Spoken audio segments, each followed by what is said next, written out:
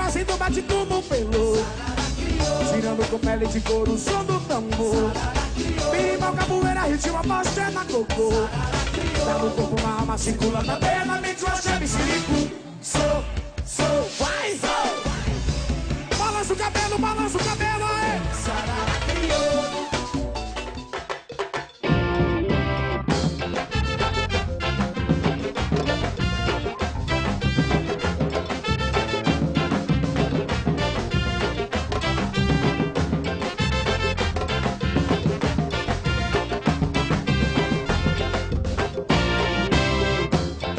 Tambores da liberdade é o bloco da réparação.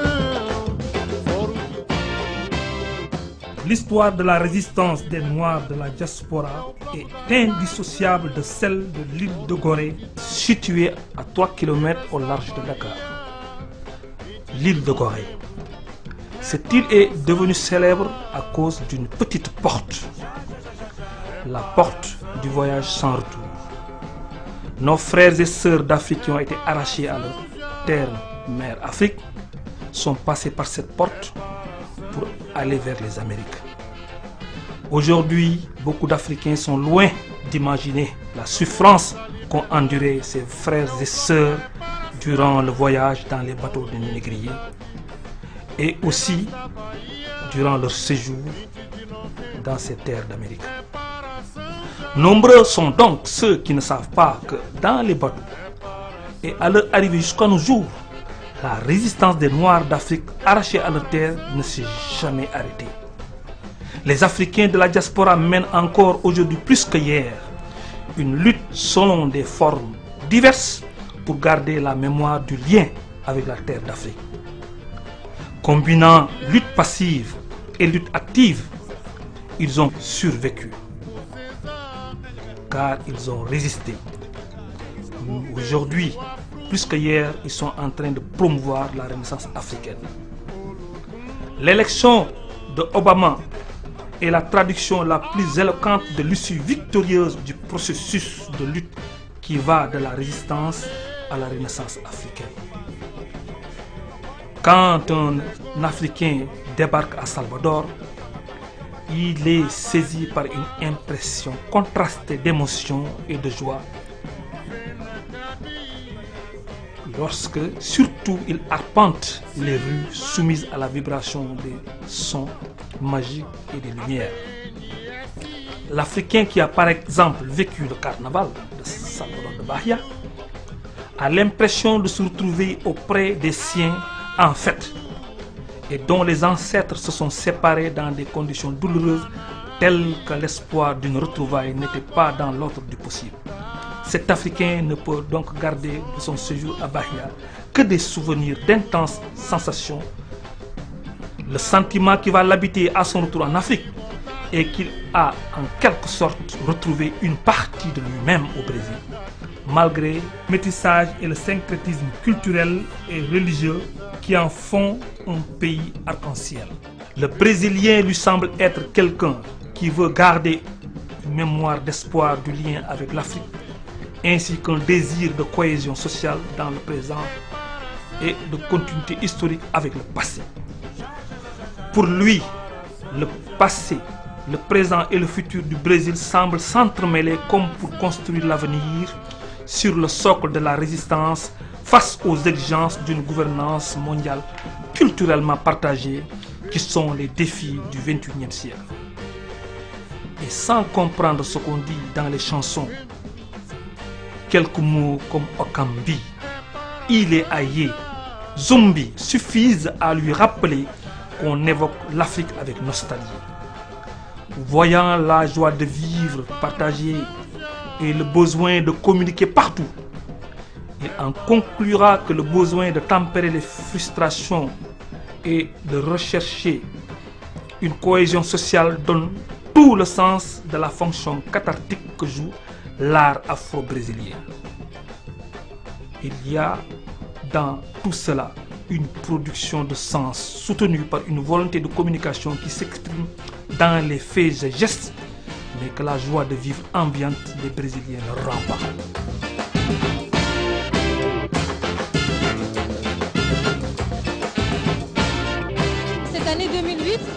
Brésil effectue son passage à 120 ans d'abolition de l'esclavage. Et pour marquer ces 2 épisodes, l'UNEGRO réalise ce colloque Afrique et Diaspora, la place des femmes, disons de la femme noire dans la géopolitique. Le thème, c'est surtout la réflexion sur les défis de lutte contre la pauvreté et le racisme. Ce sera bien sûr un espace d'échange, d'idées, d'analyse, de réflexion, mais également d'expérience sur l'actuelle condition des femmes noires en Afrique, mais également dans la diaspora. Chers amis téléspectateurs, vous aurez des interviews, également des images inédites du Brésil.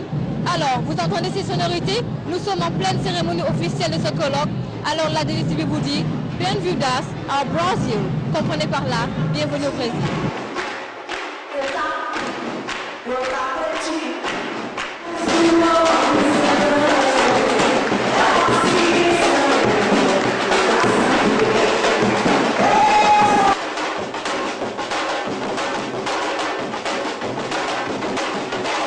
Monsieur Lamine Faye, ministre conseiller chargé de la diaspora. Nous sommes ici au Brésil par rapport au colloque organisé par l'UNEGRO. Juste un mot sur ce colloque qui tombe à pic, il faut le dire. Permettez quand même que je vous remercie 2STV parce que la 2STV a été très inspirée et que je voudrais vraiment rendre un grand hommage à Elage qui a fait le pari sur la diaspora avec nous. Et aujourd'hui, nous nous retrouvons là et vous aurez remarqué que on vit un grand moment au Brésil. Un moment où d'abord c'est le 20e anniversaire de l'UNEGRO et c'est le 120e anniversaire de l'abolition de l'esclavage. Et en plus, c'est dans le mois où on fête la conscience noire. C'est-à-dire que le héros national brésilien qui s'appelle Zumbi, qui avait résisté, qui a créé un État libre d'esclaves et qui s'est battu contre donc les esclavagistes portugais. Donc ces événements ont une grande importance pour nous, en tout cas, qui sommes chargés d'impliquer la diaspora dans le projet panafricain de construire les États-Unis d'Afrique. C'est tellement stratégique que aujourd'hui vous avez ressenti qu'ils ont réagi même par rapport à la question de la nomination d'Obama. Au-delà de la personne, c'est le regard qui va changer ici au Brésil, le regard qu'on porte sur le noir. Le noir qui était au bas de l'échelle, à qui on avait dénié une quelconque capacité intellectuelle, parce qu'en ayant nié pendant des siècles l'Afrique et les Africains, du fait qu'on pensait qu'ils n'ont pas d'histoire, qu'ils ne pouvaient pas accéder à la science. Maintenant, c'est un retournement logique et historique de l'histoire, où l'histoire va être réécrite. On va réécrire l'histoire à partir de ce contexte, parce qu'on pourra mieux faire comprendre les thèses de Cheikh Anta Diop qui montraient que les Africains ont été les premiers à accéder à la science. Ils sont les derniers. Mais aujourd'hui, on peut rebondir parce que si on a un noir à la tête de la plus grande puissance économique du monde, les noirs aujourd'hui sont stimulés, motivés pour prendre en charge le combat panafricain.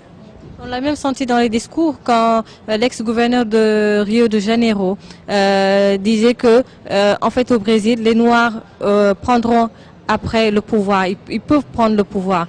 Donc en fait ça les galvanise un peu. Tout à fait. Ça les galvanise d'autant plus que c'est les femmes qui prennent en charge le combat. Et je voudrais juste souligner à ce niveau-là comment le fait que la culture africaine a été structurée autour du pouvoir de la femme en Afrique et qui a fait sa force ontologique, on voit comment aujourd'hui cette force ontologique réagit dans la conscience des Noirs au Brésil qui porte les femmes à l'avant-garde du combat. Aujourd'hui, on a bon espoir que si la femme prend en charge ce combat, il va aboutir. Et de la plus belle manière, parce que l'Afrique a une ontologie pacifique. Elle l'a démontré dans l'histoire ancienne parce que nous avons transmis à la Grèce la civilisation sans agressivité, pacifiquement. Et aujourd'hui, nous transmettons aussi un message de paix et de démocratie et de capacité de partage avec Obama. Parce que c'est Obama qui vient à un moment où le monde cherche ses repères pour venir à bout de la crise. Et nous avons notre chef d'État qui est un leader, le leader du panafricanisme aujourd'hui en action, qui montre que la solution de la crise actuelle est en Afrique. Puisque c'est l'Afrique seule qui garde encore un potentiel de richesse naturelle, un potentiel de richesse démographique. Parce que la tranche d'âge la plus significative qui peut porter un projet est en Afrique. La tranche d'âge de 2 à 14 ans. C'est cette tranche d'âge, cette densité, l'Afrique l'a en... les Africains, parce qu'ils ont un regard très déformé de l'Afrique. Parce qu'ici, le milieu a extrêmement déformé les repères pour qu'il n'ait pas une estime de soi. utiliser une fierté d'être noir. Les femmes sont venues de partout, d'Afrique, des Caraïbes, d'Amérique latine, des États-Unis et d'Europe. Une manifestation qui démarre dans un contexte particulier, l'élection du premier noir à la tête de la première puissance mondiale, Barack Obama. Com certeza, nós estaremos vivendo outro momento, assim como foi Mandela, agora com Obama. E o Brasil também passou o seu momento em que tivemos trabalhador no poder e as leis que nós fizemos estão agora sendo executadas. Então isso é importante, é o que nós esperamos do Obama. A luta dos Estados Unidos começa com Martin Luther King. Então o sonho está se realizando, como foi o sonho contra o apartheid na África do Sul. No Brasil, de ter trabalhador na presidência da República. Nós entendemos que essas pessoas só conseguiram chegar até onde elas estão ou estiveram porque houve toda uma mobilização na origem, que é no país, mas uma mobilização mundial.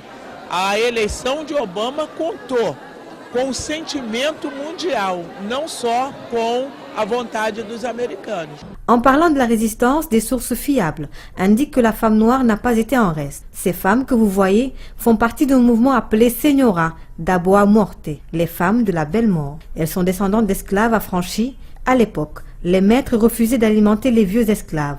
Ils les laissaient mourir. Les propriétaires de plantations refusaient de payer leur enterrement et abandonnaient leur corps et qui devenaient proie aux rapaces dans les vallées. Alors, les femmes de la belle mort achetaient la liberté de ces esclaves vieux pour leur assurer un enterrement digne. Elles ont joué un rôle crucial au cours de la résistance. A Irmandade já é bissecular. E a luta nossa foi bastante sofrida, mas graças a Deus, aos governos do nosso país, nós chegamos a, hoje em dia, ter outras libertações, entendeu? Não somos mais naquele tempo que sofria de casa em casa para fazer a festa, entendeu? Agariando aqui, agariando acolá. E hoje, graças a Deus, o governo do estado aqui da Bahia nos auxilia muito na nossa festa. Já não temos a casa própria, não precisamos mais estar em casa de aluguel, nem também fazendo igrejas emprestadas, por motivo que a nossa casa, quando passaram para a nossa mão, ela foi completa, que temos a capela onde nós celebramos a festa de Nossa Senhora da Boa Morte todos os anos.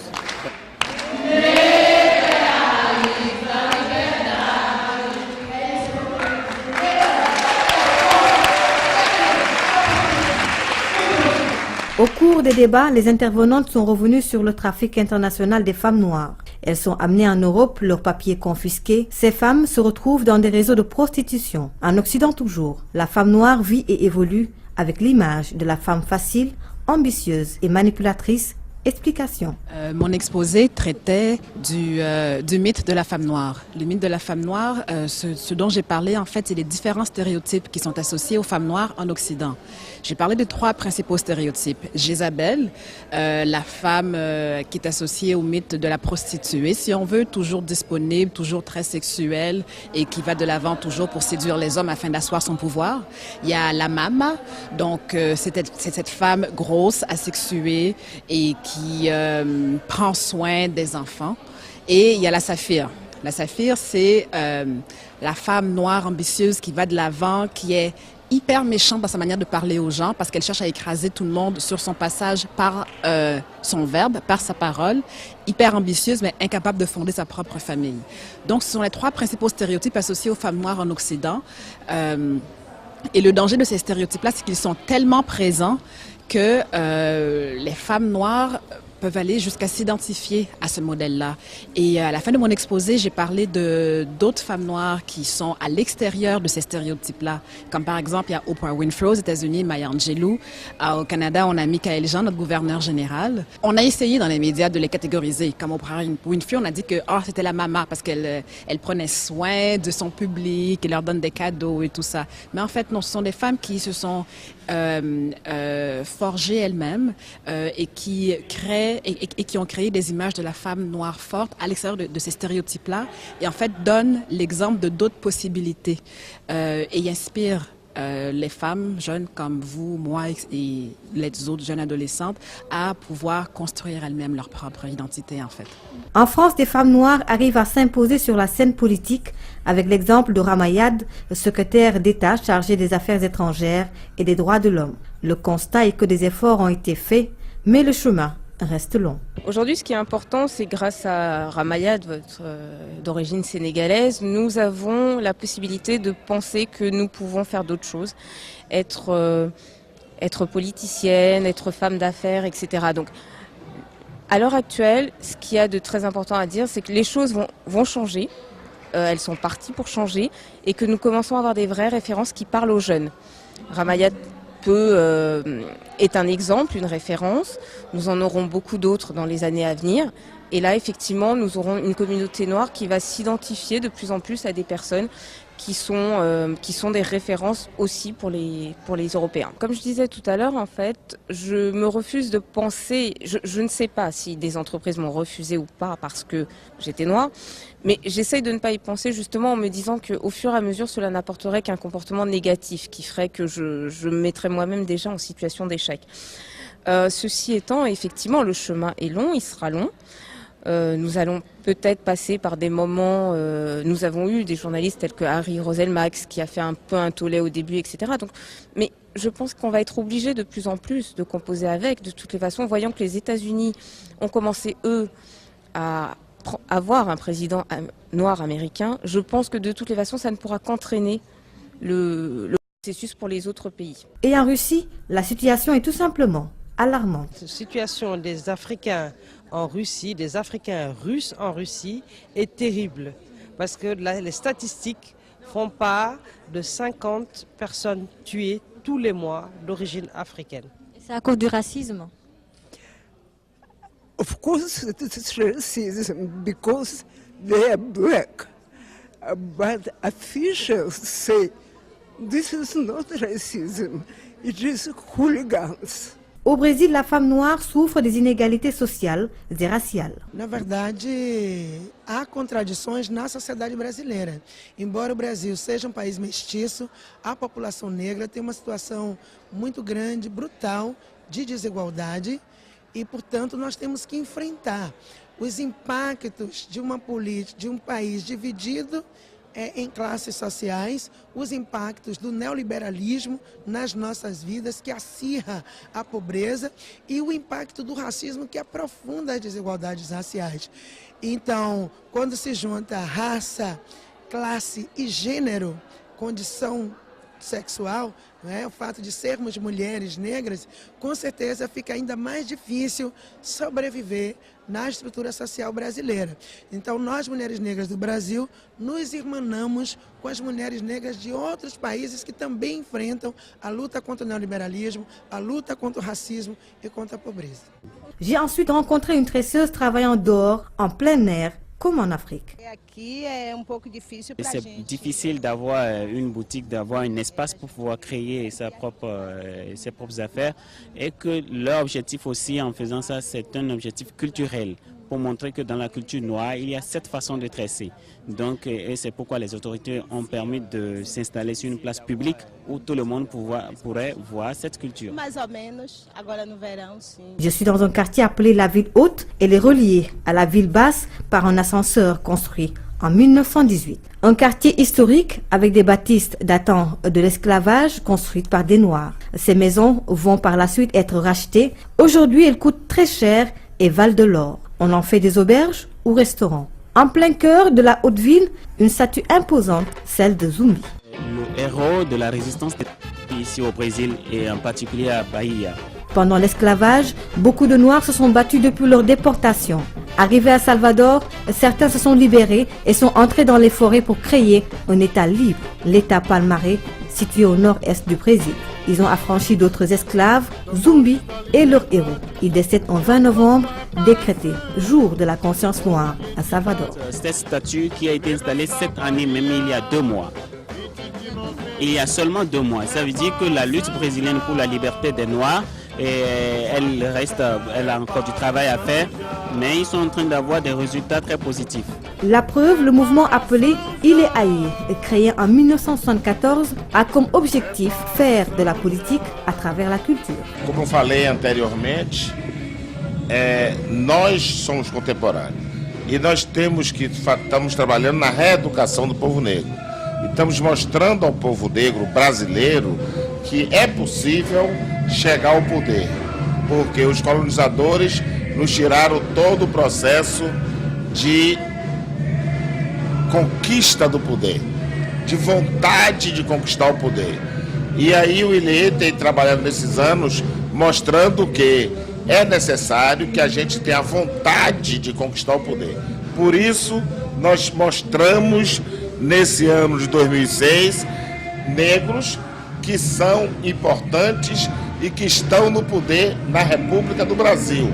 Como mostramos antes as pessoas e mostramos os poderes, como Benedita da Silva, Gilberto Gil, todas essas pessoas que estão aqui. E Lula está entre esse processo, não que ele seja negro, mas como presidente que está possibilitando um desprendimento da comunidade negra, o quê? Uma educação de uma lei que ele instituiu, uma lei 10.679, e que obriga a contar a história da África e a história e os costumes afro-brasileiros, certo? Então ele faz parte desse contexto de autoridades brasileiras, de intelectuais brasileiros, e que nós temos que mostrar ao povo brasileiro que o país não mostra. O país nunca diz que nós temos negros importantes. Grâce à l'argent récolté dans les carnavals, spectacles et autres cotisations, Ile Aye décide d'investir dans l'éducation des Noirs. Exatamente isso. Nós tivemos a oportunidade de ter um outro espaço fora daquelas comunidades, mas nós preferimos ficar aqui. E quando nós tivemos a oportunidade de estar no outro bairro, já tinha uma construção, já tinha um espaço construído para abrigar o Ile Aye. E nós precisamos ficar aqui onde não tinha nada, e nós batalhamos para construir esse prédio. E esse prédio aqui não tem somente carnaval, não tem somente festa. Esse espaço aqui foi construído para que a gente pudesse oportunizar a educação, oportunizar o acesso à cultura da nossa comunidade. E o espaço que nos ofereceu era fora da nossa comunidade. E o Ile Aye está situado numa comunidade em que 99% de nosso bairro é constituído de negros. À Salvador, ce bâtiment, appelé Mercado Modelo, là où se tenait la vente aux enchères des Noirs, constitue un monument historique, tout comme cette cave appelée Santé Marcello, où on les gardait.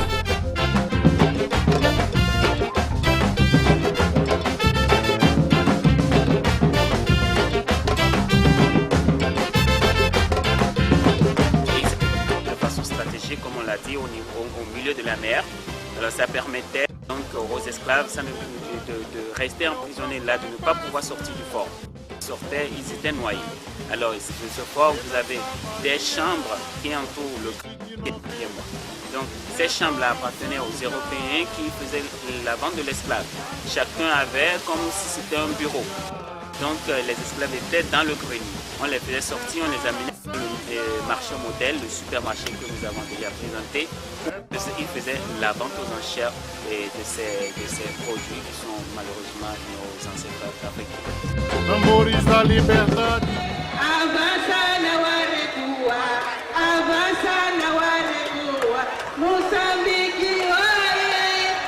Le lendemain matin, je n'ai pas été surprise de cette marche de protestation organisée par les femmes de l'UNEGRO. Tout le monde se lève, c'est la belle de Ainsi, le colloque Afrique et Diaspora prend fin. Objectif atteint, nous disent les organisatrices. L'heure est au remerciement. Je veux aussi dire merci à... La télévision s'appelle 2STV. 2STV. Le ministre Mamoudou Lamine Faye a affirmé que lors de la réunion de Sharm el-Sheikh, 20 pays africains étaient partants pour constituer le premier gouvernement continental. Première étape pour former les États-Unis d'Afrique. E aproveito a oportunidade para dizer que eu fiz o meu exame de DNA e eu sou do Senegal. Ah bon? Et donc vous êtes déjà allé au Sénégal? Mais de 6 vezes. Eu amo o Senegal. Donc on dit Djeredjef? Djeredjef. E a luta para se viver em paz.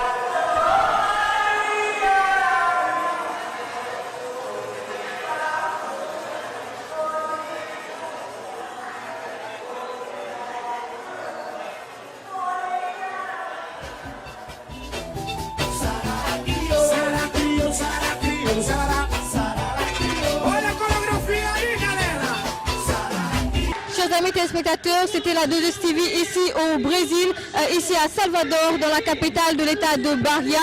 Le colloque s'est terminé donc ici à la place de Junio et la prochaine édition est prévue au mois de novembre de l'année prochaine. Pourquoi le mois de novembre? Parce que c'est le mois de la conscience noire ici au Brésil. Donc le colloque s'est achevé, comme vous l'avez vu, par une marche de protestation contre le racisme et la pauvreté qui fait partie également des thèmes de ce colloque. Merci et à bientôt.